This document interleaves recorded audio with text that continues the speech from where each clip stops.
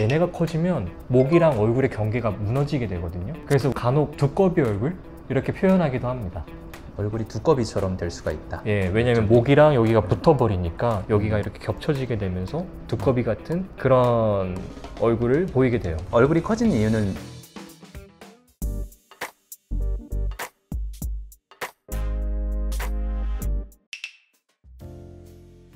여기에 있는 귀밑샘과 이렇게 있는 턱 근육인데 얘네가 커지면은 얼굴이 이렇게 뒤집어 깐 것처럼 이렇게 커지게 돼요. 이렇게.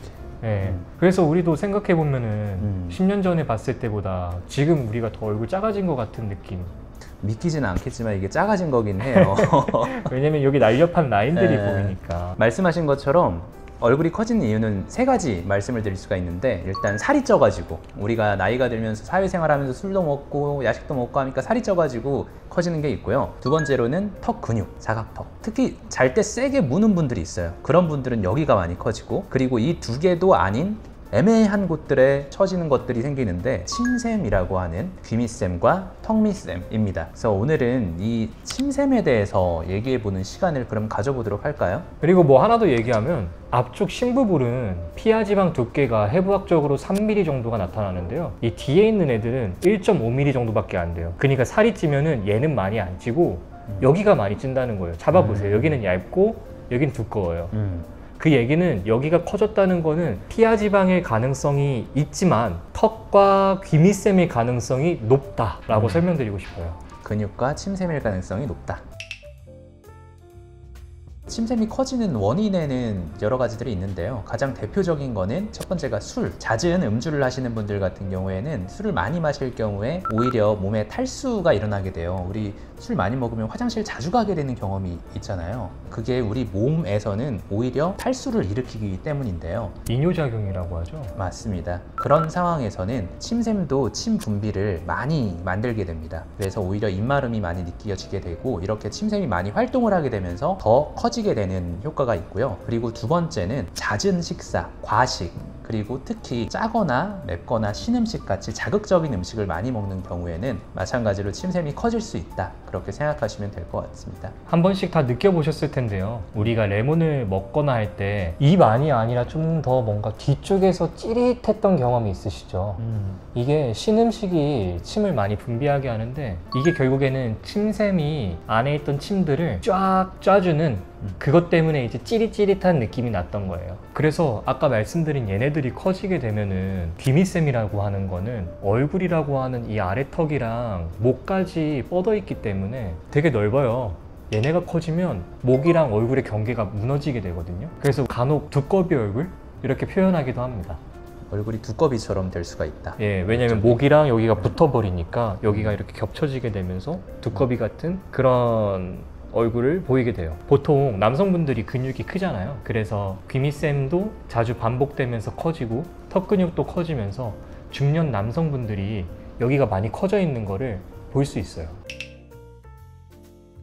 침샘 비대를 해결할 수 있는 방법은 크게 세 가지 정도가 있는데요. 먼저 수술적인 방법, 두 번째로는 신경 차단술, 그리고 세 번째로는 보톡스 시술이 있습니다. 앞서 두 가지 시술은 흉터도 크게 남을 뿐더러 시술의 편의성 측면에서 보통은 보톡스 시술을 선호한다고 생각하시면 됩니다. 그래서 보통 우리가 귀밑샘 보톡스, 그리고 턱밑샘 보톡스, 이렇게 두 가지 시술을 많이 하게 되죠. 우리가 수술하게 되면은 보통 부기부터 해가지고 회복 기간도 너무 길다 보니까 보톡스를 이용해서 간단하게 차단하기도 합니다. 이제 침샘이다 보니까 침 분비를 적게 만들잖아요. 그러면 입마름이 생기면서 식사하거나 할 때 물이 내킨다고 하는 분들이 제가 근무하면서 느낀 바에 의하면 5%, 3% 식사할 때 좀 입마름이 있었다, 이렇게 말씀하세요. 앞서 얘기했을 때 우리가 귀밑샘과 턱밑샘이 침 분비를 담당한다고 말씀을 드렸는데, 여기가 30%, 60%, 그래서 둘 다 시술을 하는 경우에 입마름 증상이 조금 더 잘 나타나긴 하고요.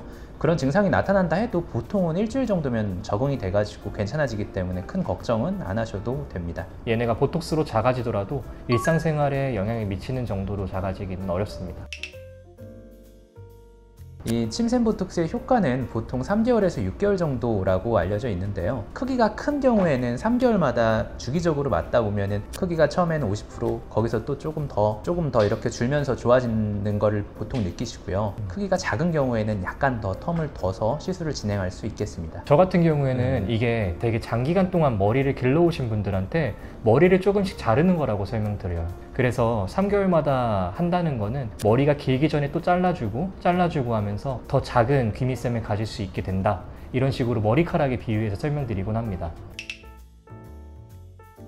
보톡스를 하고 나서 염증이 생기는 경우가 가끔 있는데, 특히 다른 부위보다 침샘이 염증이 좀 더 잘 생기는 편이기는 해요. 그렇기 때문에 시술 후 한 일주일 정도는 음주하는 거는 꼭 피해 주시는 게 좋기는 하겠고요. 혹시나 염증이 생긴다고 해도 항생제 복용을 하면은 금방 호전되기 때문에 염증에 대해서 너무 걱정하실 필요까지는 없겠습니다. 다른 경우보다 침샘이 약해서 침샘염이 정말 잘 생기거든요. 정말 작게 생기는 부작용이니까 그거에 대해서 너무 걱정하지 않으셨으면 좋겠어요. 우리가 살아가면서 친구들이랑 술 한잔하고 맛있는 거 먹고, 이게 우리가 살아가는 맛을 느끼는 그런 순간 중에 하나인데, 이걸 얼굴을 위해서 포기하라고?